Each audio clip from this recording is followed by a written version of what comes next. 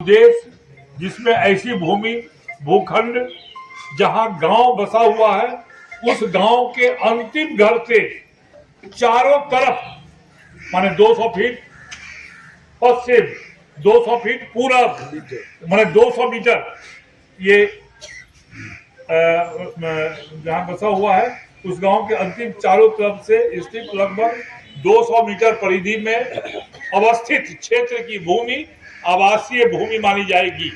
यह भी सक्षम अधिकार द्वारा बाजार मूल्य निर्धारित करते समय विचार किया जाए। पर जो रेट डिसाइड करते हैं, रेट डिसाइड करने वाले जो सक्षम अधिकार हैं, वो 200 मीटर का जो एरिया है पूर्व पश्चिम दक्षिण उत्तर, वो एरिया को मद्देनजर जो है वो उसका जमीन का जो प्रकार है वो करके विचार किया जाए।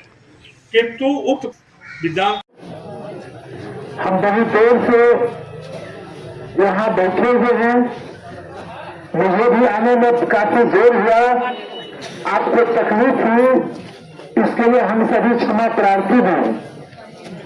मगर आप जिस मेहनत से इस भीषण गर्मी में भी बैठे रहे और बातों को सुना, तो इसके लिए हम आपका कर्तकाल अभिनंदन भी करते हैं। हमारे पुरखे कहते थे, उत्तम खेती मध्यम दान, निर्घिन चाकरी भीख निदान। अंतन भी सिर्फ जमीन हमारा मसला नहीं है, जमीन एक मुद्दा है। सच बात यह है कि हम अपनी बेटी की जब भर्तिहारी करने जाते हैं और लड़का वाला जान जाता है कि लड़की का बाप किसान है, तो दरवाजे पर बैठने नहीं देता है, चाय पिला के भगा देता है, पूछता है नियम है कुछ देगा नहीं। अगर ठेकेदार है, कोई भ्रष्ट अफसर है, तो उसको बढ़िया से बैठाएगा, नाश्ता कराएगा, दूसरा ये मार देगा। पहले जिसके पास में जमीन नहीं होता था उसकी शादी नहीं होती थी, और आज जिसके पास सिर्फ जमीन है उसकी शादी नहीं होती। हम किसानों की एक दुर्दशा हुई है। हमारे पुरखे खेती उत्तम था और आज सबसे निर्घिन हो गई, तो क्यों? क्या हम सब कामचोर हो गए?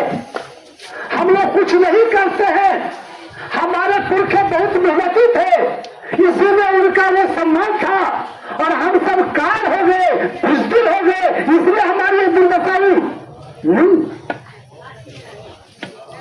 हमारे देश में जब 30 करोड़ की आबादी थी, हमारे पुरखे 30 करोड़ लोगों को पेट भरने के लायक अनाज नहीं पैदा करते थे।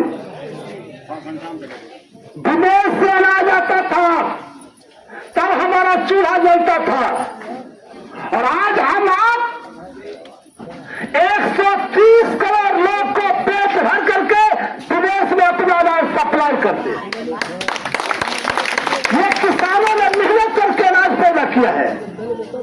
हम जब छात्र थे, पढ़ते थे कि दुनिया में दूध की नदी बहती है, उस मुल्क का क्या नाम है? परीक्षा में सवाल आया था तो मैंने डेनमार्क लिखा था। आज दुनिया में सबसे ज्यादा दूध भारत में पैदा हो रहा है। ये भारत के किसानों ने ये दूध पैदा करके दुनिया में स्थान पैदा किया। हमको याद है, सेब और नाशपाती बड़े बड़े शहरों में बिकता था, पटना में बिकता था, दरभंगा में बिकता था, मुजफ्फरपुर में बिकता था, और आज शेर बीनाना ये बनारपुर गांव में भी दिखता है। इतना सेब कौन पैदा किया? इतना नारंगी कौन पैदा किया? इतना बिदाना कौन पैदा किया? काजू, किशमिश, छोहारा, मरक्का, ये सब कौन पैदा किया? हम किसानों ने पैदा किया। मगर हाल वही है।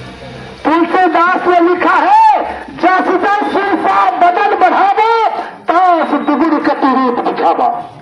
हमने जो जो पैदावार बढ़ाया, हमने जो जो देश की तरक्की की, हमने देश का उत्पादन बढ़ाया, 1952-53 में हमारे देश में 5 करोड़ टन अनाज पैदा होता था। आज उसी जमीन में हम 35 करोड़ टन अनाज पैदा करते हैं। ये किसानों ने अपना खून जला के किया।